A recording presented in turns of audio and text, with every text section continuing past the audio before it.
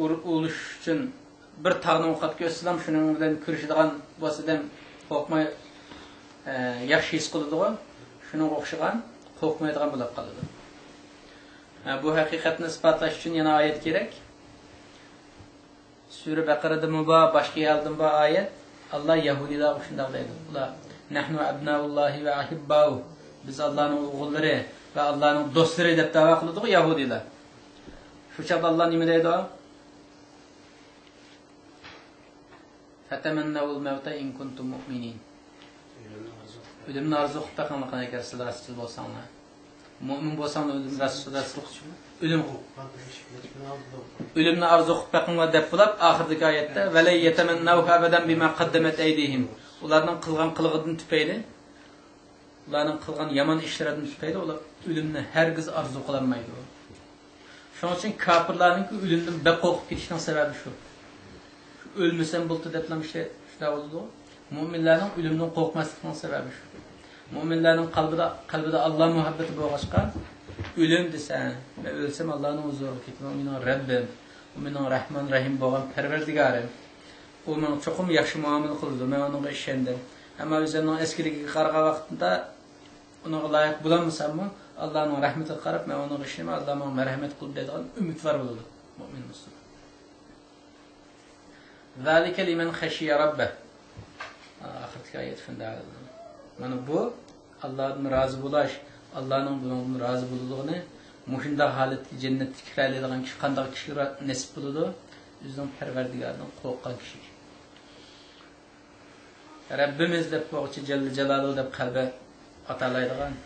Muhammed Aleyhisselam da bu sallallahu aleyhi ve sellem de Muhammed Aleyhisselam bu muhabbete hareket kiladigan mandaq derecedeki muhabbet ehli Allah'ın korkan kişiler müşhalette edin cennetleri geçireliydi. Beyine manmışu. Ama her kandak insan deydi Allah bendilirim. Beyine diyen muşu üzerinin müminlik yolunda, musulmanlık yolunda rastçıl bolsanlar beyine edin üzerinin ölçenler. Bu muskuruk gibi bulup kalıdı. Halayıqının en eskisiga, yani canlıqlarının en eskisi qatar rastçılık qılısıdır. Deb Allah verdi, bizge ölçemini düşürüp qo'yadi. Shuning uchun o'zimizni o'lchashdimi, xalqni o'lchashdimi, mushu beyina bo'yicha muomala qilsak bo'laverdi. Shunga o'zimizni mu'min desakmi, mushu oyatni o'lcham qilamiz. Boshqalar biz musulmon undaqtiq, bundaqtiq degan taqdirda mushuni o'lcham qilamiz. Ana shuniki o'lchamni avay degan o'lcham ham o'zi annemi ölçüye vaqtida yani ölçemde müşahede o'tirib qo'ygan. Mesela namaz.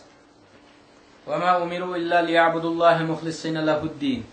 Ular faqat Allohga ixlos qilgan holda, muxlis bo'lgan holda dinini Allohga xolis qilgan holda ibodat qilishga buyurildi dedi. Birinchi vazifamiz dinimizni Alloh uchun xolis qilish. İxlas qalda, muxlis sübti bilan Allohga ibodat qilish.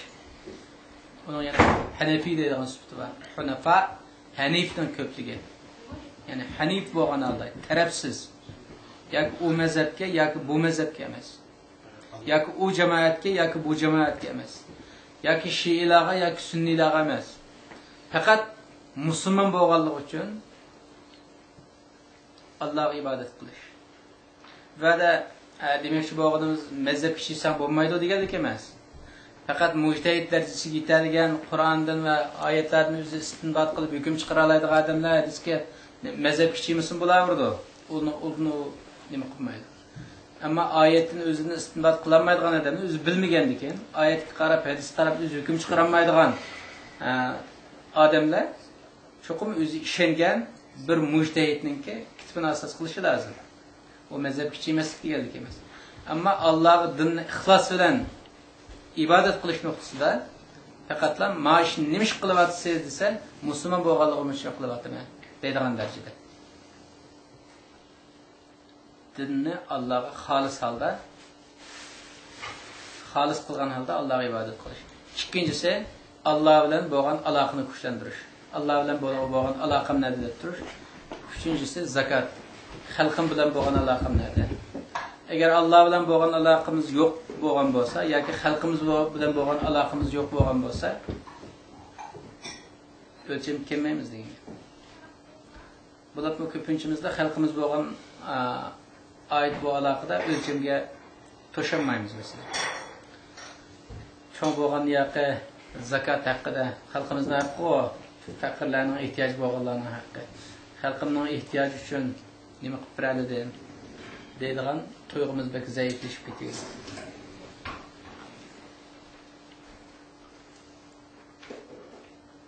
Ömrünün zakati deb nima deymiz? Ömrünün zakati deb qarayapti. Ömrünün zakati. Zakat hamma narsaning zakati bor. Iqtisodiy jihatdan zakat hamda ko'pincha vaqtda iqtisoddan berilgachga zakat deb qo'yuvchi insonlar iqtisod keladi. Ömrünün zakati Allah buyurgan ishlarga ömrimizni sarf qilish orqali, masalan, Allah bir kunda 24 soat ömür berdi bizga. 24 soat ömür bergan shu ömür ichida, masalan, namoz uchun qanchalik vaqt ketadi? 5 vaqt namozni joyida tartibli vaqtda qilish uchun 1 soat. 1 soatni yashib ketmaydi. Unda bo'lganda ömrümüzün zakati namoz uchun kunda 1 soat. Ömrümüzün zakati Qur'on uchun qanchalik bo'lsa yetadi? Uning o'lcham bekitiklik emas. O'lcham faqat eng to'yin bo'lganda Qur'onni 1 oyda bir xatmi qilib turish. Bek yaxshi o'qiy oladigan surada ekan. Kunda. Ya ulamoning o'lchami bor. Bu dinimiz qo'yib qo'ygan o'lcham emas, ulamoninki o'lchami bor. Şu ölçümlerde bir ayda en to'yin bo'lgan vaqt Qur'onni tamom qilib turish deydigan ashunday o'lchamli bor. Bu o'lchamni biz o'zimizga tatbiqlayolmagan taqdirdami? Shu Qur'onni o'qishga, Allohning dinini o'rganishga, Alloh nima dedi, payg'ambarimiz nima dedi, unga qanchalik ömrimizni sarf qilamiz kunda. Xalqimiz uchun, millatimiz uchun qanchalik nimamizni sarf qilamiz. Balalarimizning zakati bo'ladi masalan. Bir ayda en az bo'lgan vaqtda bir adam o'qib Allohning amri farmonlarini shu oyatga tushuntiradigan bo'lishi lozim.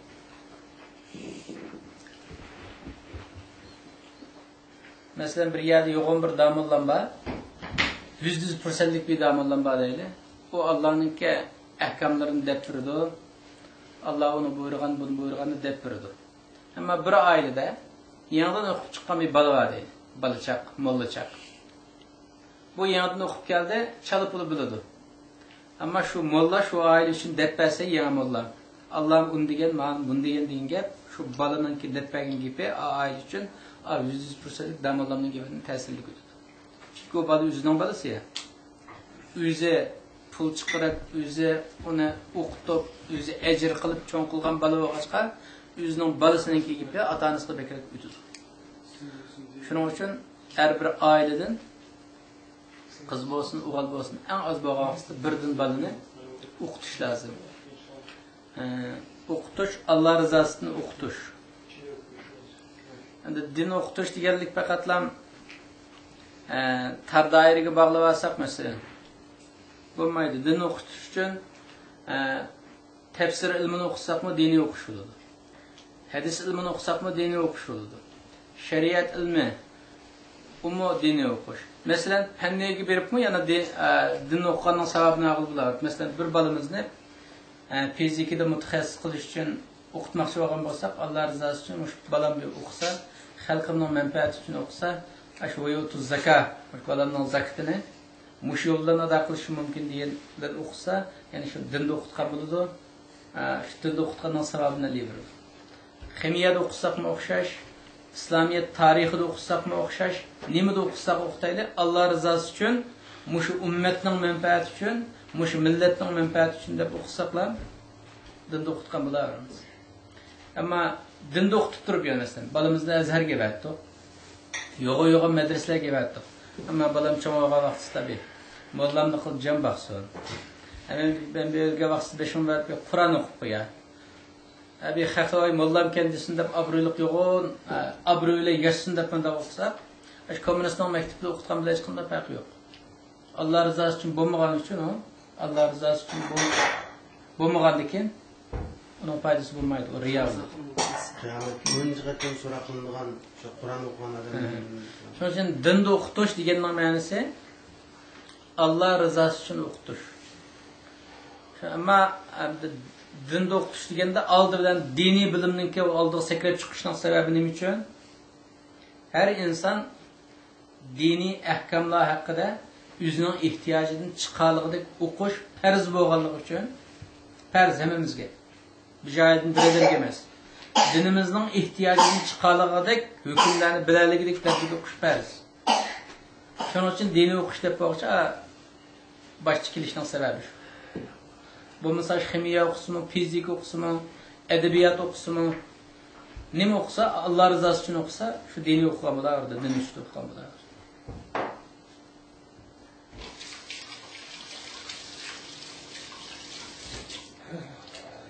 Mana shu bizning millatimizda hozir Xitoylar dinimizni cheklab, madaniyatimizni yo'qotib, tilimizni yo'qotib, bir millatni hozir o'limga hukm qilib qo'ygan ekan Xitoy. Yo'qolish girdobiga so'rab ketilayotgan bir millat bo'lg'achqa, hozir shu eng muhimi boshda keldigani shu millatninki nimaga ehtiyoji bo'lgan bo'lsa, shuni boshda o'qitish eng farz shu. Alloh shuni bekitib, mening millatimning ma'noga bekrak ehtiyoji bor ekan shuni o'qitish. O'qitaylik, hamda muhim. Subhana rabbika rabbil izzati amma yasifun wa salamun alal mursalin walhamdulillahi